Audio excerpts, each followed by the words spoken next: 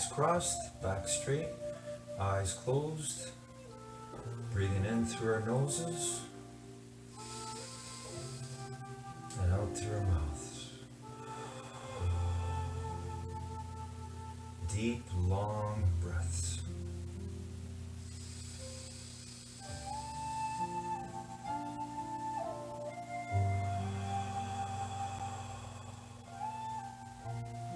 Feel that power of you controlling your breathing.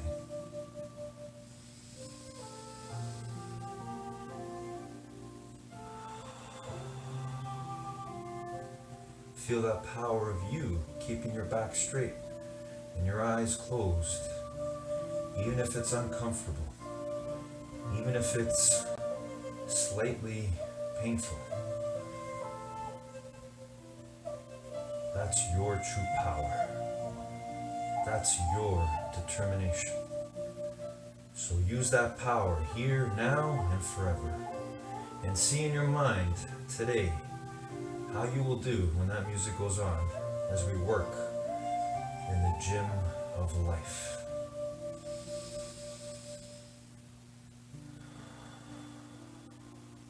But you gotta see it in your mind right now if you want to bring it out into the world.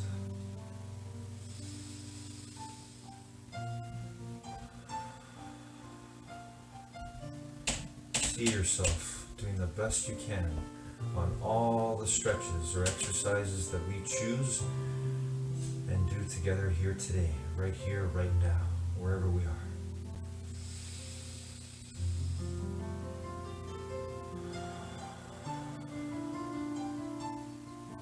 Because you were born to do that. You were born to use your determination to see in your mind what you want to create and then make real as you open your eyes and live your life.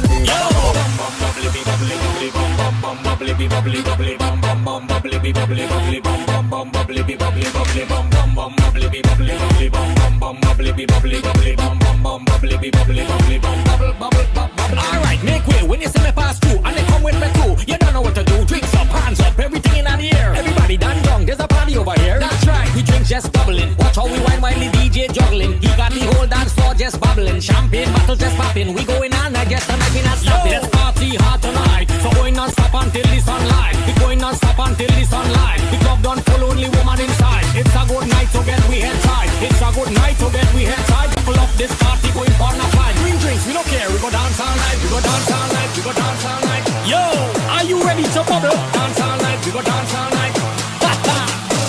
Yeah, dance all night, we go dance all night. Dance all, dance all, dance all, dance all, dance all, dance all, dance all. Are you ready to bubble? Bubbling, everybody bubbling, everybody bubble, bubble, bubbling, bubbling, bubbling, everybody bubbling, everybody bubble, bubble, bubbling, bubbling, bubbling, everybody bubbling, everybody bubble, bubble, bubbling, bubbling, everybody bubbling, little bubble, bubble, bubbling, bubbling, everybody bubbling, everybody bubble, bubble, bubbling, bubbling, bubbling, everybody bubbling, everybody bubble, bubble, bubbling, bubbling, bubbling, everybody bubbling, everybody bubble, bubble, bubbling, bubbling, bubbling, everybody bubbling, everybody bubbling, bubbling.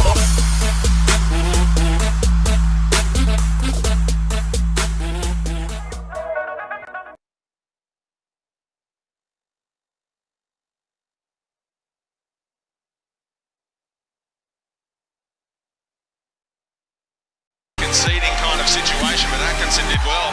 The boy from oh my goodness! Oh my goodness! Have you seen a more freakish goal in A-League history? Riley McGreen with a scorpion kick into the top corner.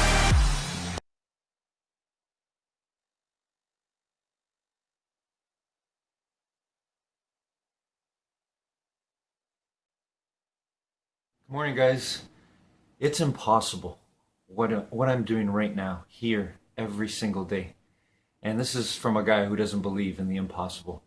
The reason why I say that to you is that this thing is so powerful. I've gotten to a point in my life where I've had enough. I am tired of seeing this thing be my own worst enemy. And I know we can turn it around and flip it and make it work for us.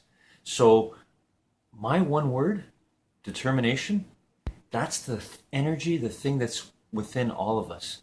I want you to find the determination within you. By me opening myself up like this authentically every single day, doing my best to show the power of my mind and the impact in my life, I want you to understand that whatever you're going through, any challenge, anything that gets you emotional, that gets you upset, you can flip it. You can turn that darkness into the greatest light. Have a great day, everybody.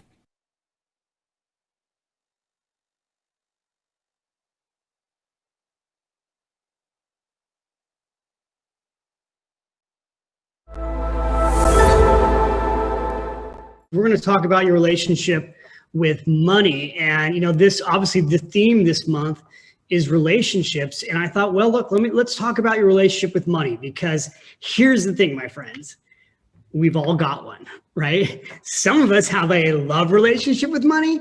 Some of us have a hate relationship with money. Some of us have a love-hate relationship with money. And some of us have no relationship with money. Here's what I've learned, having done this now for almost 30 years. We've all got a relationship with money, and some of us have that relationship consciously, but a lot of us have that relationship unconsciously.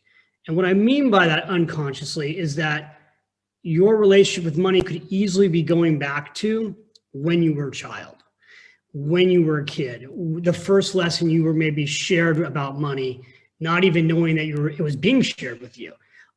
Maybe your first financial trauma. So again, my topic today is your relationship with money. A couple quotes I want to start you with. Write this quote down. A positive mindset is a magnet for money. My second quote. You, my friends, are richer than you think. And it's funny because I was writing that quote down. I'm like, back of my book right here, the latte factor. You are richer than you think. And I don't just mean financially, I mean spiritually, emotionally, holistically. You have more strength in you than you know. I know, Brandon, we always talk about this, you're stronger than you realize. I'm going to go through today, even if you've got what I would consider a negative relationship with money today, I'm going to share with you how to improve that. So those are my two quotes. Again, we're going to go through 4 questions, and all I'm looking for right now is one word. All right, so here's my question. The first question is, what does money mean to you? So if I went to the chat right now, I would write down, in my case, my one word is freedom. What money means to me is freedom. What does it mean to look at what? Okay, we've got free. Look at this blown up. Freedom, options, stability. Come on, everybody. I want to see you put in here. What's the word for you? Now, ultimately, what I'm going to want you to do is fill up an entire page with the words you can think of later. So someone just wrote peace. What else we got? I was thinking of freedom too. Yeah, it's okay. You can say freedom if that's your thing. Safeguards, fun, flexibility, escape, hope. These are all popping up in the chat session right now. Choices, security and freedom, giving. I think I told some of you in a previous thing about the idea of getting the Finish Rich workbook. And one of the first exercises in the Finish Rich workbook is on page 5, where it asks the question, money is. So I just said to you, what does money mean to you? What does money mean to you? What is money to you?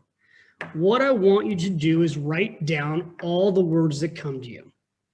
Now, later, when you've done this homework assignment, I want you to circle the word that is the most representative of what you want your future to be when it comes to money. Because if you've got a negative word, it's okay if you have a negative word.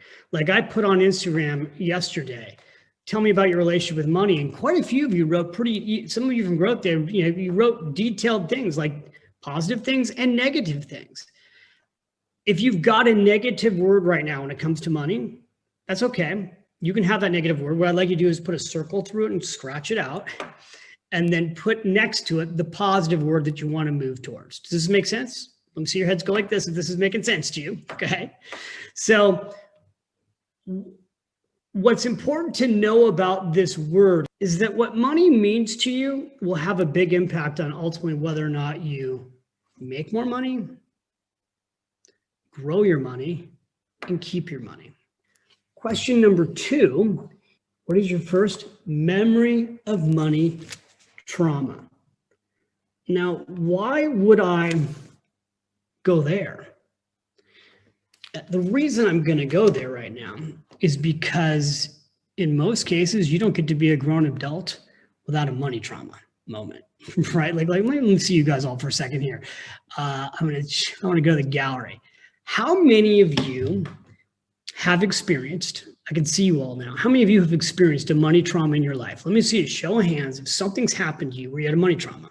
Do you see everybody raising their hands? Isn't that interesting? Like you just don't get through life without money traumas. Some of you have had, how many of you have had multiple money traumas? Yeah, I mean, look, I've done very well in my life, but I have multiple money traumas. So here's the thing. Your first money trauma can stay with you forever until you decide to change it. So, and a lot of times we don't consciously realize, again, because I talked about earlier, conscious, unconscious. We don't consciously realize that sometimes that we even had a money trauma. So I'm gonna walk you through a couple of my money traumas because I didn't know it also until as I've gotten older and I've worked through things, I've learned, oh, that's what made me do what I've done. So, and also some of these things didn't feel like a trauma at the time. So it's really ironic, or maybe it's not, but if you go read Smart Women Finish Rich, the very beginning of this book is a story about my mom and me as a little kid. And I won't turn to, this is where the story is. It's literally the first page right there. But this, I'll just tell you the story because I was thinking about this today. I was having my little espresso and I was thinking about how I was going to talk, what I was going to talk about when it came to trauma. And I was like, well, let me start where it started for me, because it started for me like at 3 years old. So at 3 years old, I grew up in a little house in Oakland, California. My mom had, I remember like this house so vividly as I tell you the story. It was such a house out of the 70s. It was like a Brady Bunch house. We had green shag carpet. Green shag carpet. You can't make that up. I think and I remember going into my parents' bedroom and they had a waterbed. And I remember going over, my mom was in the bathroom and where she would put her makeup on. And I'll never forget this. The song was playing, Money Makes the World Go Round. Now, some of you who are older know what song I'm talking about. Money makes the world go round, the world go round, the world go round. I can't sing it all. But I remember I heard the song playing. So I came into my mom's bedroom and she's putting her makeup on and I go, Mom, you're always telling me that love makes the world go round. what makes the world go round? Is it money or is it love? And she stopped what she was doing. She stopped putting her makeup on and she was brushing her hair. And she looked at me and she said, David, love is what makes the world go round. But without money, you're in deep. And then I asked her, like, well, are we rich? And she didn't really, I don't even remember what the answer was to that question, because I don't think we were rich at the time. And she's like, we're comfortable or something. And then she like scooted me off to go play with my toys. And what I realized later in life is that set me up. That was my first money memory. And I think from that moment forward, my mom telling me that not having money was painful was a huge motivating factor for me wanting to figure out how to have money. And, like, it's not coincidental that I've written 13 books on personal finance, that I've dedicated my life basically to learning how to have money, how to keep money, and how to teach others how to have money.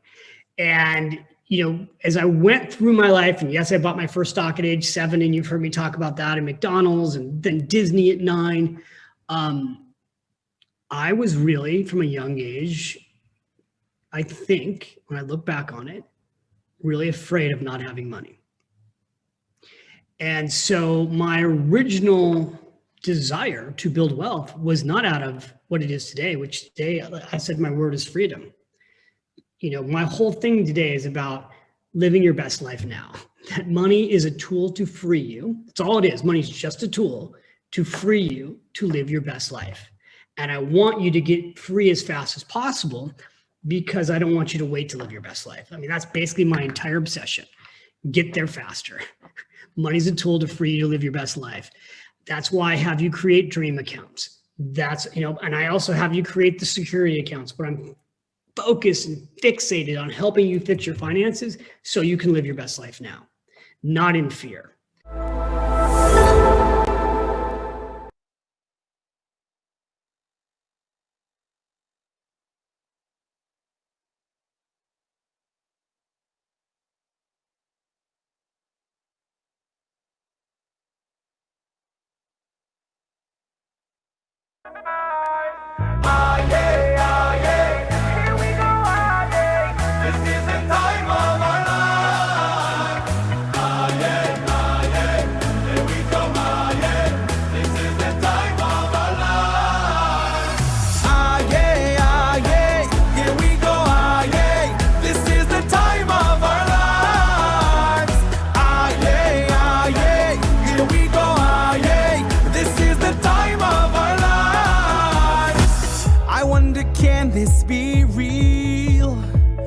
Like I'm living a dream, but it's how everyone feels. We all unite with one feel. So let's wave our hands. We can sing, we can dance. We are strong, hold on tight. From afar we unite. Ah yeah, ah yeah, here we go, ah yeah. This is the time of our lives. Ah yeah, ah yeah, here we go, ah yeah. This is the time of our. This is the time of our. Ah yeah, ah yeah, here we go, ah yeah. This is the time of our lives. Ah yeah, ah yeah, here we go, ah yeah. This is the time of our lives. I love this moment right now. No one can take it away. So let it happen and how. It's why I cherish each day. So let's wave our hands. We can sing, we can dance. We are strong, hold on tight. From afar we unite. Here we go. Ah yeah, ah yeah. Here we go, ah yeah. This is the time of our lives. Ah yeah, ah yeah. Here we go, ah yeah. This is the time of our lives. Ah yeah, ah yeah. Here we go, ah yeah. This is the time of our lives. Ah yeah, ah yeah. Here we go,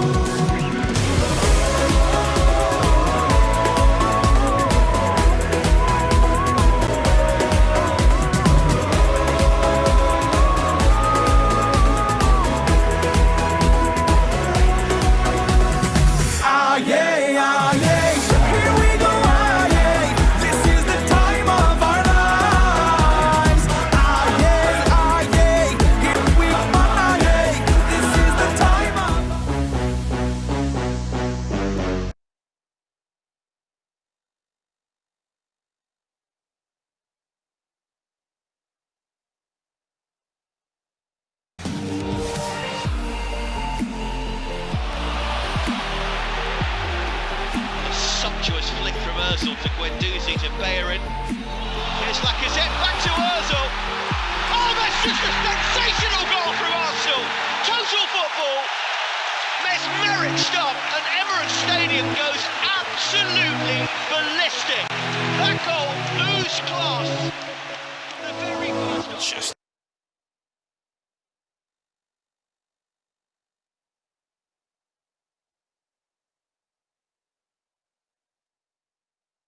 Morning, guys. In our top 10 rules for success today, Jack Ma shares with us his rule number 5, which is get inspired.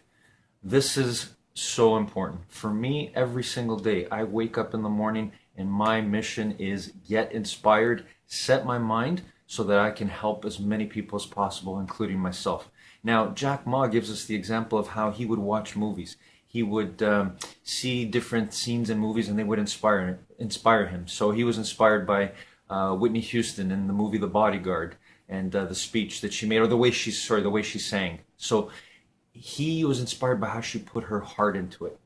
That's what I'm trying to do. That's what I want you to do. Whatever it is that you want to do, whatever it is that you want in your life, you got to get inspired. I'm so passionate about this because it worked for me. It has saved me. It is transforming this into the most positive thing it can be for everyone. So I hope you get inspired every day. Have a great day, everybody.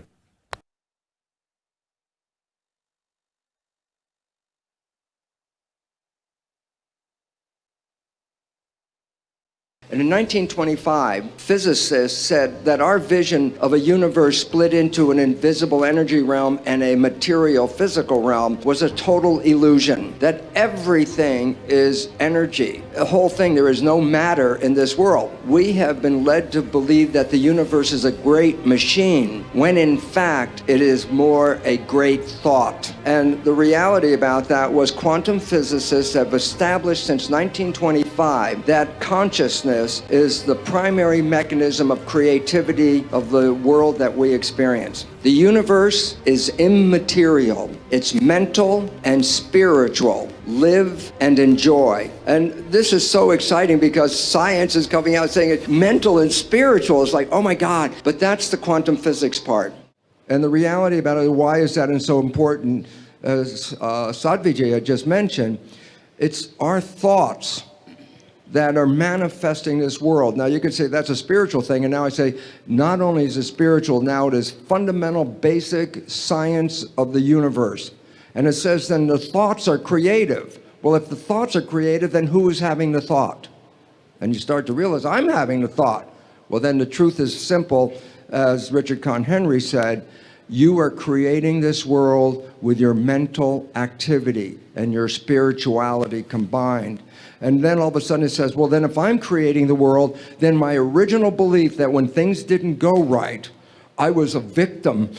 The universe wasn't supporting me. You know, it's like, oh, I try so hard and the universe is not giving me things. It turns 180 degrees around. And it basically says this, we are creating this world. And then I say, your mind is creating this world. So I listened to this clip and I didn't know where to take it. Normally when I do these Espresso clips, I've got my own set of thinking, my own ideas, my own kind of thought process I want to add onto it. Some things are really easy, some things I've talked about before, and I struggle with, okay, what's a new story I can tell so I'm not telling the same stories over and over and over again. But there was just something about this one that maybe I'm not as familiar with Bruce Lipton's world or work. Nothing immediately came to mind. And as I sat here in the car with my dogs, trying to think of what to say, I realized, you know what? The best thing to say is just to be honest and say, I don't know what to say. And then the next thought that came to mind was, I should do an interview with Bruce Lipton. And it's funny the way the mind works like that. You know, I think when great ideas come to you, first off, when ideas come to you, think of them as great ideas, that they're given to you, that they're for you, that you can create those things. A lot of times we come up with ideas and immediately reject them. So my first thought was, I don't know what I'm going to say about this video. So that led to me sharing, I don't know what I'm going to say about this video. And then my second thought was I should have Bruce Lipton on for us to talk about it, which immediately caused me some heart palpitations because I'm always afraid of delivering a bad interview. I'm always scared that it's not going to be good. And especially when it's somebody outside my field and I don't have clarity on it, I struggle with the interview and the preparation because I don't want to ask questions. You know, if I'm doing an interview with somebody I know and I know their work deeply and we can have fun and have some great stories, I kind of know where to take it. I never know what their answer is going to be. I'm always asking questions I'm genuinely curious about, not ones that I know they have a staged answer for. But I don't even know with Bruce where I would lead off. But I'm curious, right? And my fear would be that I don't know how to articulate myself enough to get a good question out, that it's a fruitful conversation. And that fear cannot be a good enough reason. And so my takeaway from this is I'm going to go and try to get a hold of Bruce Lipton and do some kind of interview for my channel. And then hopefully he says yes. And then I'm going to have to figure out what I'm going to ask him and hopefully not completely embarrass myself in the interview.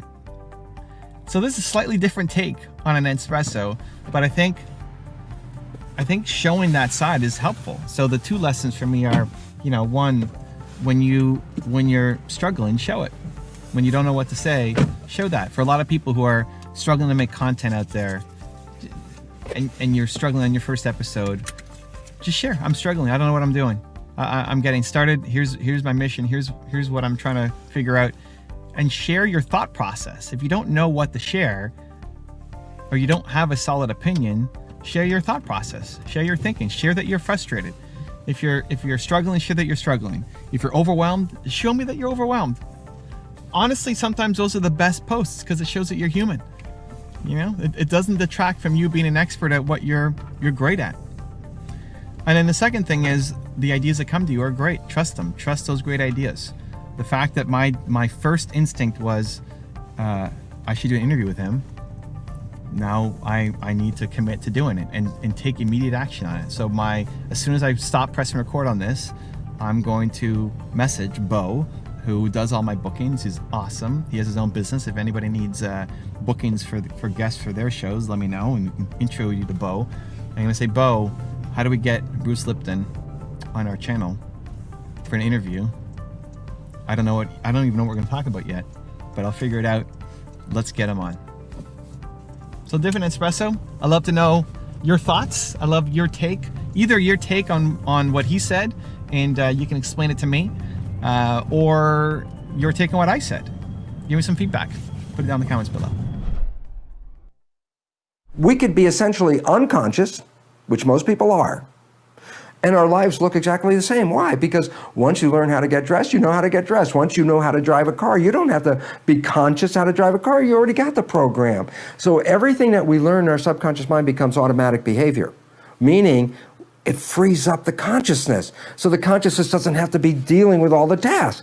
Well, when you free up the consciousness, then you have time for creative thinking. But here's the issue, and this is the catch. When the consciousness is not focusing on some job or some task, and let's say it's on a daydream mode, it's thinking about your vacation next week. You're going on vacation and you're thinking about the plans of your vacation in your conscious mind. Well, if your conscious mind is thinking about the vacation, who's running the day-to-day, moment-to-moment life? The answer is the subconscious. But now here's the catch.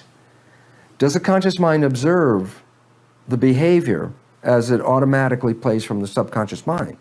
And I go back and say, well, where was your mind? It was thinking about the future. Well, if it's thinking about the future, then it wasn't paying attention, right? And the answer is, aha. The nature of the trade-off is the subconscious mind can run everything when the conscious mind is busy. If the conscious mind is busy, it's not paying attention. And so when it's not paying attention, it does not see the programs that are playing in the subconscious mind. So to give you like an amusing anecdote about it, is you know somebody and you know their parent, and you realize that this person and their parent pretty much have the same behavior. And so you, in enthusiasm, you burst on the scene and you say, Mary, you're just like your mom. As soon as you say that to Mary, back away from Mary. Why? Because she's not going to take this in welcoming news for her. She's going to say, like, how can you say that? To her, she's not like her mom at all. And the issue is interesting. Is like the joke is everybody else can see that Mary's like her mom, but Mary can't. Why not? And the answer is because when she's playing the programs which she got from her mother, which are in her subconscious, she's playing them because she's not paying attention. And so when they play, she doesn't see them. So she's surprised when people say that she behaves like her mom, even though that's what her life is all about. Now, the conclusion of why all this dialogue and why was it all important, the answer is this. That we do not see the subconscious when it plays. The subconscious has programs in it that we primarily got from other people in our development. And the significance about that is that if we are operating from this subconscious mind and not seeing it, then we're also not seeing that we're playing programs that may not be in any way supporting who we are and what we want. The programs, those are in the conscious mind. So the idea is when life doesn't work, when you don't find that relationship that your positive thinking was looking for, when you don't get that health that you were looking for because your positive thinking was asking for it, we have a tendency, therefore, to blame the outside world because, as far as I know, my intention was for all these wonderful things. And when I don't get it, it can't be me because I have all these wonderful positive intentions. What we didn't see was while we were having those positive intentions, using our conscious mind for those positive intentions, the subconscious was running the show. And we didn't see that we generally sabotage and destroy or limit our own lives with behaviors that are not supporting us. And why this is important is because then we all generally cop the attitude that there are forces outside of me that control my life, and I am a victim of this world, and I can't do anything about it as a victim. And as soon as you buy that, you are a victim. And the only problem was, it was your own subconscious programming that led to the life that you have. And that if you can understand that and then try to work with it, then you can change your subconscious programming and change your life. Manifest as reality. And in 1925, physicists said that our vision of a universe split into an invisible energy realm and a material physical realm was a total illusion. That everything is energy. The whole thing, there is no matter in this world. And to summarize what the meaning was, a famous physicist in 1930 by the name of Sir James Jeans said, "We have been led to believe that the universe is a great machine, when in fact it is more a great thought." And the reality about that was quantum physicists have established since 1925 that consciousness is the primary mechanism of creativity of the world that we experience. In fact, a more recent article in the journal Nature, which is like a scientific mainstream journal, was an article by a quantum physicist at Johns Hopkins University by the name of Richard Conn Henry. And his article was entitled "The Mental Universe." I know the last two lines in the article because they were like so powerful. And here's what the conclusion of the article was. The universe is immaterial. It's mental and spiritual. Live and enjoy. And this is so exciting because science is coming out saying it mental and spiritual. It's like, oh my God, but that's the quantum physics part. And the reality about it, why is that so important, as Sadhvijay had just mentioned, it's our thoughts that are manifesting this world. Now you could say that's a spiritual thing, and now I say not only is it spiritual, now it is fundamental basic science of the universe. And it says then the thoughts are creative. Well, if the thoughts are creative, then who is having the thought? And you start to realize I'm having the thought. Well, then the truth is simple, as Richard Conn Henry said, you are creating this world with your mental activity and your spirituality combined. And then all of a sudden it says, well, then if I'm creating the world, then my original belief that when things didn't go right, I was a victim. The universe wasn't supporting me. You know, it's like, oh, I try so hard and the universe is not giving me things. It turns 180 degrees around. And it basically says this: we are creating this world. And then I said, your mind is creating this world. I was looking for relationships. I kept failing at them, okay? I end up in the Caribbean teaching at a medical school. The universe throws this into my lap. The perfect pickup line in the whole world is sort of like, hey, if you're not doing anything, you want to come and stay in my villa in the Caribbean and hang out? I have a villa on the beach and I got my own place and blah, blah, blah. And I still wasn't able to find anybody. But I kept looking because I said, I need a relationship. I need a relationship. So I meet this woman who comes off of some yacht and she's, got a future that's like she'll do what she wants. And I thought, well, if you're not doing anything, why don't you want to come and stay with me in my villa on this beautiful island? She looked at me and then she said, I can't be with you. And I sort of like stopped for a moment. And she looked at me and she said, you're too needy. And all of a sudden it hit me and I said, oh my God. What am I looking for? A relationship. Why? Because you're not happy. So if you're looking for a relationship because you're not happy, then you're depending on that relationship to make you happy. So that's not a nice relationship. It's codependency. If I give you this place to stay, you will make me happy. That's a trade. It's like, yes. And after she said that, I was stunned for a moment. I can't be with you. You're too needy, she said. And I was stunned. And then all of a sudden I said, thank you. Thank you very much. It was sort of a slap in the face, right? Like a blessing in disguise, right? It totally was. It was like, wake up. And I walked away from that. And I looked at my life and I said, you got this most amazing job. You teach a couple days a week. You live in the Caribbean. You got a villa. You got money in your pocket because you get paid and there's nothing to buy in the Caribbean anyways. I say, you're healthy. You got money. You got a great place to live. You have the most wonderful job. I go, you can't be happy with that. That's what I said to myself. I said, how can I, I'm looking for this person to make me happy. I said, oh, no, first I make me happy.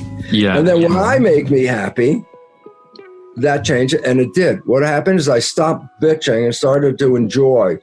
Look, don't you love where you live? Yeah, I love where I live. Do you love the sea? Oh, I love the sea. You like it? Oh, I love my job. And all of a sudden I started focusing on, hey, these are things I love. And guess what? I didn't need anybody. That's when you created abundance, and that's when people became attracted to you, right? 100%, because once I didn't need them, I wasn't like, come here. I was like, I don't care. It's fascinating how it works. Then they showed up. They showed up because I did not need. That was the word. Because need puts pressure on that other person that they have to provide. And then they didn't have to provide. It was like, hey, let me hang out with you. I don't have to provide anything. I could just be me. I go, yeah, you be you, I be me. We have a great time. And that was the beginning of reprogramming a need for a relationship until I was happy with myself. And until that, once I was happy with myself and I didn't need a relationship, you should have seen how many opportunities showed up that were never there in my life before because the need part pushed them away. I was cloning stem cells.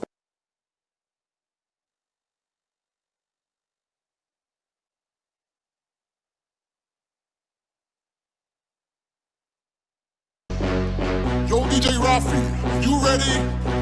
I'm ready. Are you guys ready? Let's go! We shake it off. Now turn around. We don't let no bad vibes get in our way. Put your hands up in the air. Whether we dance, we don't care. Wave left, now right. Then turn around and one more time. Shake it off, turn around. Don't let bad vibes get you down. Put your hands up, wave left to right, then bring it all back to the other side. Shake it off, turn around. Don't let bad vibes get you down. Put your hands up, wave left to right, then bring it all back to the other side. Shake it off, turn around. Don't let bad vibes get you down. Put your hands up, wave left to right, then bring it all back to the other side. Shake it off, turn around. Don't let bad vibes get you down. Put your hands up, wave left to right, then bring it all back to the other side. Some days you'll feel like you're on top, but some days go down like a big old flop. But I know what to do when I'm feeling blue. I just gotta feel the groove. Don't care what others say. No one's gonna ruin my day. Put a smile on, don't be shy. Begin to dance, it's worth a try. shake it off, turn around, don't let bad vibes get you down. Put your hands up, wave left to right, then bring it all back to the other side. Shake it off, turn around, don't let bad vibes get you down. Put your hands up, wave left to right, then bring it all back to the other side. Shake it up, turn around, don't let bad vibes get you down. Put your hands up, wave left to right, then bring it all back to the other side. Shake it up, turn around, don't let bad vibes get you down. Put your hands up, wave left to right, then bring it all back to the other side. We shake it off, now turn around. We don't let no bad vibes get in our way. Put your hands up in the air. Where we dance, we don't care. Wave left, now right, then turn around and one more time. Shake it off, turn around, don't let bad vibes get you down. Put your hands up, wave left to right, then bring it all back to the other side. Shake it off, turn around, don't let bad vibes get you down. Put your hands up, wave left to right, then bring it all back to the other side. Shake it up, turn around, don't let bad vibes get you down. Put your hands up, wave left to right, then bring it all back to the other side. Shake it up, turn around, don't let bad vibes get you down. Put your hands up, wave left to right, then bring it all back to the other side. Shake it off, turn around. Put your hands up, wave left to right, turn it around. Shake it off, shake it off, shake it off, shake it off. Now turn around.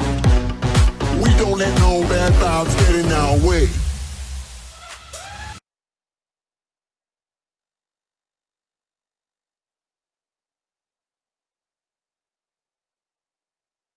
Away by Torres, the captain, stretching. And turn back in. What a strike that is! Dries Mertens puts Belgium in front.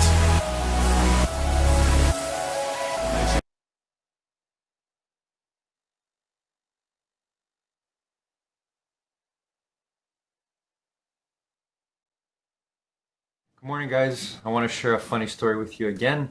Yesterday with my students, every day we try to work on the power of our mind, try to show kids the positive power of their choices. Yesterday I had said something and this made me laugh because this is where we got to watch our words carefully, especially with kids. I love kids. They are so innocent. They are going to say it like it is based on what they hear. So yesterday I made a comment about you lose when you make a decision that doesn't bring out your best. You lose the best part of yourself. And then one of the kids said, does that mean so-and-so is a loser? And I said, no. I said, everyone's a winner, including you. We just haven't learned how to win in every decision we make. So every decision we make is a choice that shows that we're winners, if it's a winning decision. But I had to be so careful because I wasn't calling the kid a loser. They lost in that decision. They got it after, but it was powerful. Have a great day.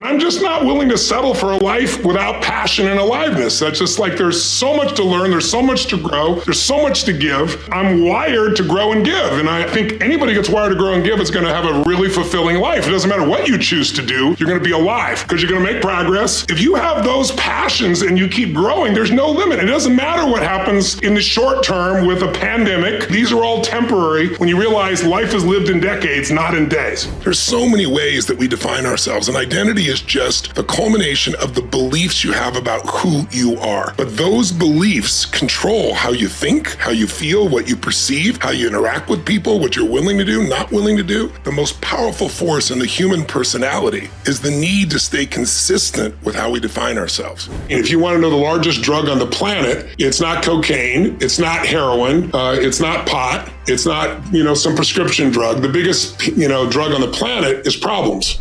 Need motivation? Watch a top 10 with Believe Nation.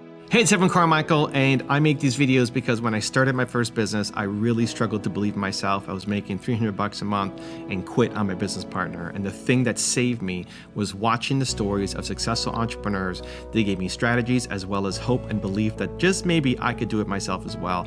And I hope that this video here today helps you get a little bit more belief in yourself, because I still need the videos for myself today too. So today, let's learn from one of the best, Tony Robbins, and my take on his top 10 rules of success. Enjoy.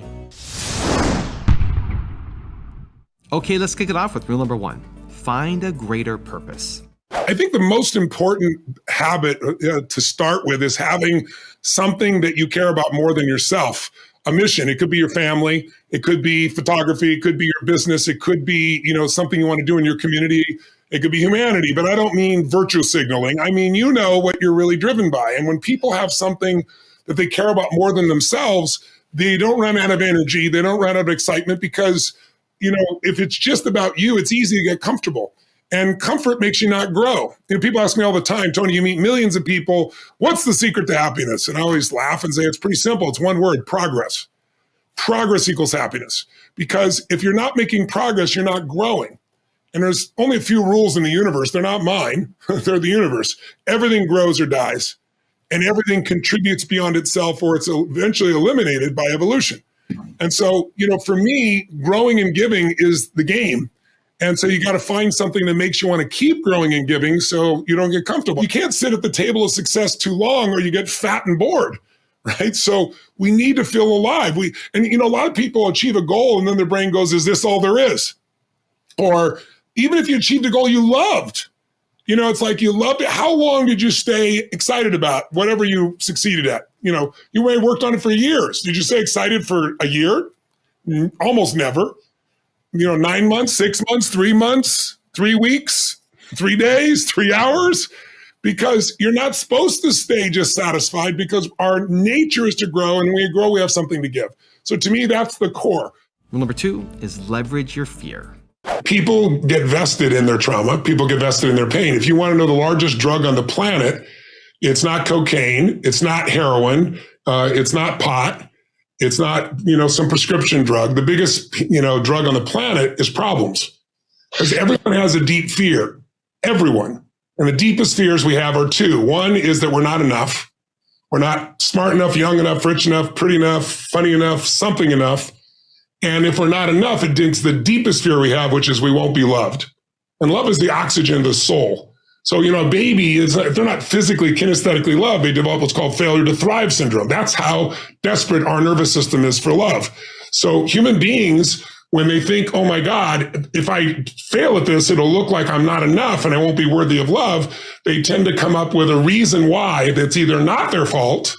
It's something that was done to me. I've got ADHD. I was born with it. I was raped. I was whatever. And they might even tell the truth. Someone may have really raped them. It's a horrible situation.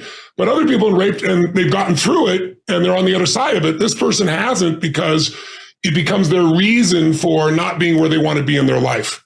And so the bottom line is a mother can lose her daughter or son through a drunk driver and spend the rest of their life in pain. And another one creates MAD, Mothers Against Drunk Drivers, and does something about it and feels a sense of freedom and a sense of serving that child and a sense of higher purpose in what they're doing.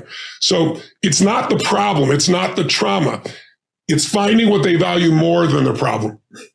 And everyone has a place where there's something they value more than their trauma. Some people get out their trauma because they realize I've been so traumatized, the loss of this child, that my other child feels completely unloved. And they realize I'm losing that love. I'm losing that child if I don't get my shit together, right? They need a higher level of what's called leverage. Leverage is what makes change a must, not a should. As long as it's a should, you'll have your story. And your story could be a true story. And you'll tell your story and share your story with yourself or other people or both. And you stay stuck. But trauma is, it's a bruise. It's not a tattoo, right? Any bruise can be healed. But not unless you're vested in healing it. And what a lot of people do, I remember when I was diagnosed with a tumor in my brain, I've seen this happen so much that I didn't tell anyone. I didn't even tell my spouse at the time the first day. I was trying to process it because I didn't want people to start treating me differently. And so the only person who knew for the first day or two was my assistant because she had talked to the doctor. So before I'd even been able to tell my spouse at the time, all of a sudden, everyone treated me like I was indestructible. I taught people to do that. It's like, because I want to help everybody. So there was no. It's like, I'll do whatever it takes, right? So it was inhuman at the time. And suddenly my assistant started saying, we shouldn't book that right now. And we shouldn't do this right now. And I started getting love and attention and connection for having this problem. And I was like, whoa. I'm not going to go down that slippery slope. But that takes a really conscious mind to do it. And lucky for me, I've had a chance to deal with millions of people, so I see these patterns all the time. But most people, their problem is their drug. It's the drug against the fear that I'm not enough and I won't be loved. Even if they go, no, it's me, I'm so messed up. What they're really saying is reassure me, love me. They're wanting that connection through their problem. So you got to decide there's something you value more than your problem. When you decide that, you can make it happen. Rule number 3 is learn to anticipate.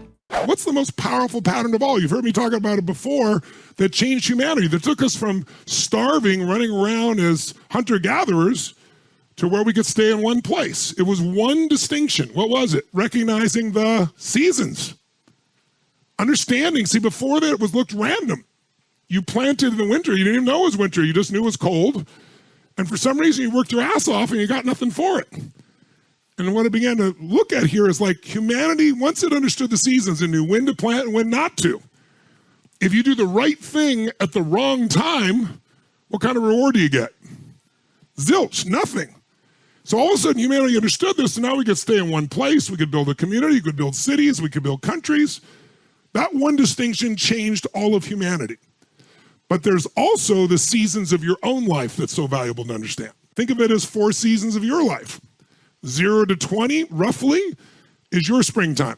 But that initial springtime, you're learning, you're growing, probably protected, you're absorbing things. That's the stage. Some people starts at 16, 14, some say 19, 20, but let's just call it around 21, you enter a different stage of life. You become kind of the soldier of life. You enter the summertime. 21 to 41, that's a different stage, isn't it? Now you go out in the world and say, I'm going to test this stuff. I was told all this, what's true? And you think you're going to be a billionaire or 10 times billionaire, and you're going to be president of the United States, and you're going to have 100 relationships, and it's all going to work out smoothly. And then you get your first relationship and discover none of that is true. And you start to understand that you have vulnerabilities, you find out you're not invincible. So this young adulthood is testing and discovering, just trying to figure out what's really real. That's when we learn a lot. And usually some of it is painful because it's not quite like we expected. But you're the soldier of society. Quite literally, that's where soldiers are, right? 21 to 41 usually, right? You're the person that goes to war. You're the person that's out there doing the hard work. Now, if you really grew in spring and you really grew in summer, then there's the fall, the autumn. And that means 42 to 62 is a real reaping time if you've grown. If you're not grown, like if you don't plant in the spring, you're going to weep in the fall. You're not going to reap in the fall, right? But if you push through the hot summer, and it's a difficult time, those 21 to 41. By the way, when you ask people, when you do all the research on people, what's the most unhappy time of their life? It's that 2 decades. Not for every human, but for most. Because trying to figure out who the hell you are, prove to yourself, make it through all the bullshit, trying to figure what's going on in your life. But when you get to 42 to 62, again, if you've grown, if you've not grown, you're kind of stunted. There's not much crop. But now you're really in your midlife power, and you get to start to have a harvest time. This is for a lot of people their greatest financial time of their life, because they built up understanding and they worked hard and developed skill sets, and now they're in a position to lead. They might start running an organization. They start to really grow, to expand. And then 63 to 83, you could think of as winter, and 83 to 120 is the oldest living humans. If you're fortunate enough, maybe you'll have an extended winter. But in this stage, you really end up being a leader who's really there to mentor. That's really the position you're in. It's like what I love most now. It's like the example I give you of playing a video game against a child. You know the child's always going to win. And it's not because they're faster or smarter. It's because they played this game a million times. They know the first bad guy's here, the next bad guy's here, the next bad guy's here. So they're able to do something really important. This is what today is all about, if you want it in a simple phrase. Anticipation is power. Anticipation is power. Leaders anticipate. Losers react. If you and I are going to have a great quality of life for our families, for our communities, for anybody we want to serve, our job is to anticipate. In order to do that, you got to recognize patterns. So these seasons of your life are precious. Every season has different challenges, right? How many can remember some of the challenges of the springtime of your life? I remember some of the challenges of the summer in that stage, the things you wrestled with. Some are still there. How many remember the fall experiences, right? So everything has opportunity, everything has challenge, and if you can anticipate the challenge, you can make that season a hell of a lot more enjoyable. Rule number 4 is manage your time. When people don't do things It's not because they can't. It's not even because they don't want to. It's because of the way they're focusing on what I call chunking things. When people don't follow through, here's what they do. I'll give you an example. Who here believes exercise is very important, but you don't exercise regularly? Let me see a show of hands. Raise your hand. More hands than most of us want to raise our hand, right? Now, who here really focuses, or I should say exercises regularly? Raise your hand. Regularly. Okay, great. Who here does not exercise regularly even though you believe it's important? Just be truthful. Okay, great. So let's see what the difference is here. A person who does not exercise regularly, I want you to raise your hand and I want you to tell me why you don't exercise regularly. Be truthful. Okay? Yes, sir. I don't have the time. Now, is that true? He even knows it's not true. He's going to answer you first. No. But it feels like he doesn't have the time because time is emotion. And he's got so many other things he is focused on getting results in that adding this to the list seems like a lot, right? And the other things are very important to him, like his business. I don't have the time. He has the time. What's the real reason he doesn't do it? Because of the way he thinks about exercise. When he focuses on what it would take to exercise, he does it very differently than someone who follows through. When you think about exercising, what's involved? At the moment, about mile 14 of the London Marathon. Quite painful. Okay, he starts thinking about, I got to get to mile 14 of the London Marathon, and that even the thought of trying to get to the 14th mile, much less the 25th mile, is like beyond my imagination right now. So he is what I call over-chunked. He's not thinking about what he wants, he's thinking about what's painful. You just saw a perfect example. He's not even thinking about victory or succeeding. So the chance of him following through on something that he associates major pain to, when he can do something else right now he can feel competent or successful at, his chances of following through are very limited. How many will follow that? Say I. His focus is on failure. His focus is on pain. That's why he isn't following through. Okay? He's also focused on the 14th mile of a marathon rather than today's workout. Which one seems more daunting to you? So when you think of what, and here's also what he's thinking about. He's thinking about the process, not the outcome or result he wants. And when you think about what it's going to take to do something, usually it takes a lot and you're not going to want to do it. So he's over-chunked himself. He's trying to eat the whale whole without taking any smaller bites. And it seems too big for him, so he says, well, I'll do it when? Later. As my Australian friends would say, later. Right? And of course, the problem with doing it tomorrow is when you get to tomorrow, tomorrow is today, and tomorrow never comes. So, and you keep promising yourself. By the way, what does this do to you emotionally when you keep breaking your own promises with yourself? Or you keep failing to do things that you know are important? Does it increase your level of certainty and confidence? No. What it does is it erodes it. And when you erode confidence in one area, believe it or not, it affects the other areas too. Do you believe me on that? Don't believe me. What about your own life experience? Maybe not one area, but it starts to be multiple areas, it sure does. Another reason why somebody doesn't exercise or do anything is because they don't just chunk it too big, they chunk it in too many details. I'll give you a perfect example. So I asked somebody one time, I said, okay, how important is exercise? Oh, exercise is extremely important. Really? Okay, good. And tell me, why don't you exercise regularly? Well, I just don't have time. Okay, everybody gives that answer. That sounds wonderful. So tell me though, don't tell me about how much time you don't have. Tell me this. When you think about exercising, what do you think about? Which is a way of saying, what do you focus on? And so this woman says to me, well, my gosh, I mean, what do you mean, what do I think about? Well, let's say I said to you, you got to start exercising and I'm going to put a gun to the head of your children and I will do very horrible things and hurt them badly if you don't exercise. Could you do it? Oh yeah, I could do it. You know, if some mafia person came here and said, I'm going to kill your children if you don't exercise every day, how many think you could find a way to exercise every day, no matter what your time constraints may be? So remember this. Remember this. Change is never a matter of ability. It's always a matter of motivation. I'll say that again. Change is never a matter of ability. It's always a matter of motivation or drive, having strong enough reasons. If you got a strong enough reason, you could figure out the time, couldn't you? So the biggest part of life and time management is knowing what you want and having enough reasons to follow through. But there is one more piece. If you make enough reasons to follow through and you know what you want, but you make the task overwhelming, you'll be overwhelmed. Also, to make sure you're actually taking action after watching this video, I've designed a special free worksheet just for this video. The worksheet will highlight all of the lessons learned in this video, as well as pull out our 3 favorite learnings and quotes that will inspire you to actually do something. The worksheet will also give you space to write down what your key takeaways are and your specific plan of action to make sure you're getting results. If you want the worksheet designed specifically for this video, absolutely for free, there's a link in the description below. Go click on it and start building the momentum in your life and your business. I'll see you there. Rule number 5 is be a blessing. Find the blessing.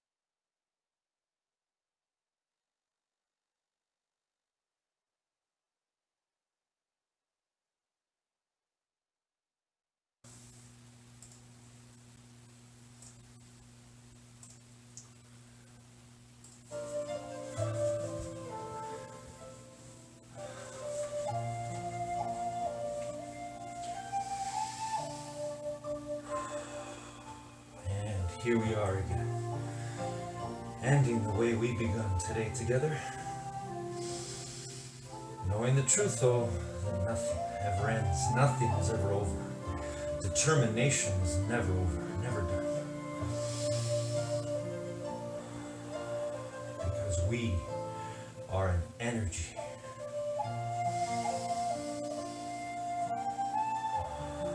We are one energy.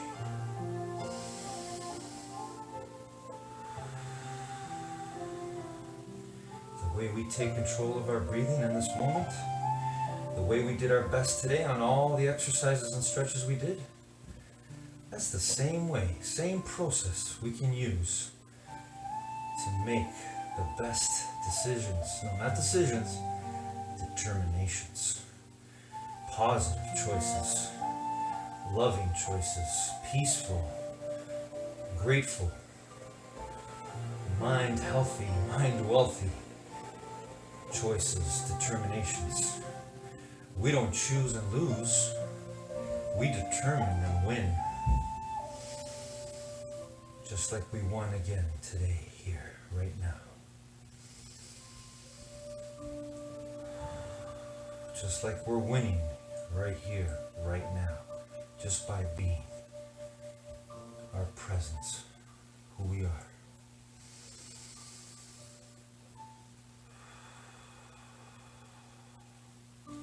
By believing and truly knowing the absolute truth that can never be taken away from you by words, by actions of others, or any things, any negativity, any sort of losses, pain, suffering, lies that is taking place. Those are lies. That's not the truth of what we were all born to do and be. That's just the mind that has taken over. The collective mind, our individual minds, but we have the power.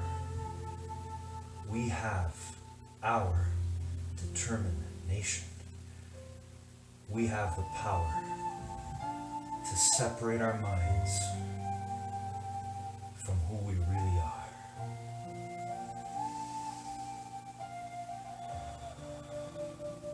Love, that infinite energy that is responsible for all that you are, see, the universe. What else could create something so magnificent other than love? The power of love.